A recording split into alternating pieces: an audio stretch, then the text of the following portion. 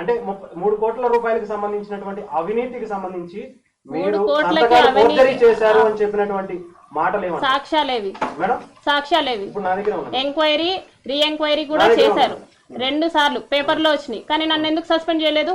అక్కడ జర్నలిస్ట్ రాసిన దాంట్లో కూడా మీ పేరు లేదు, ఊరు లేదు. ఎందుకు లేదు? నా ఫోటో వేసాడు.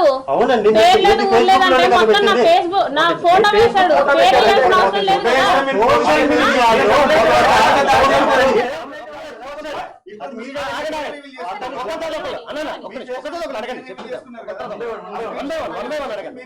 అప్పుడు ఎవరు కంప్లైంట్ ఇచ్చారనండి? అతను రివీల్ చేశాడు నా ఫేస్. అతను ఎవరు కంప్లైంట్ ఇచ్చాడు? నేను కంప్లైంట్ ఇచ్చానా? శ్రీధర్ కంప్లైంట్ ఇచ్చాడా? నా హస్బెండ్ కంప్లైంట్ ఇచ్చాడా? నాకు ఈ సమస్య ఉంది, నువ్వు పేపర్ కి వెయ్యాలి అర్జెంట్ గా అని చెప్పేసి నా హస్బెండ్ కంప్లైంట్ ఇచ్చాడా? నేను కంప్లైంట్ ఇచ్చానా? లేకపోతే శ్రీధర్ కంప్లైంట్ ఇచ్చాడా? ఎవరు ఏ వీడియో వేయమన్నారు? ఎవరు పేపర్ లో వేయమన్నారు జర్నలిస్ట్ ని? మరి అతను సూసైడ్ అటెంప్ట్ చేసుకున్నాడు. అతను వేసినందుకు నేను సూసైడ్ అటెంప్ట్ చేసుకుంటాను. అతను సూసైడ్ అటెంప్ట్ చేస్తాను అనేసి అన్నాడు. అతను వేసిన దానికి నేను సూసైడ్ అటెంప్ట్ చేసుకుంటే మీరు ఇలాగే మాట్లాడతారా? అంటున్నాను.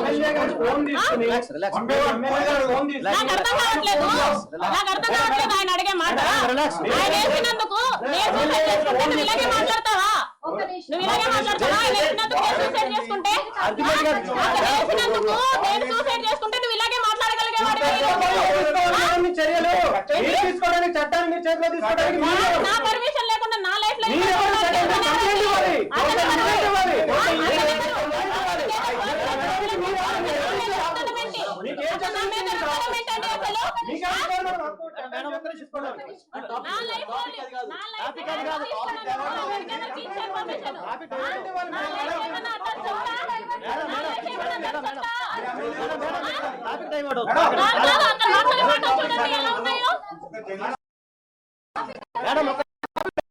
కాదండి, నేను మాట్లాడుతున్నానండి. ఒకవేళ నేను ఏంటంటే మీరు నా కొడుకు గురించి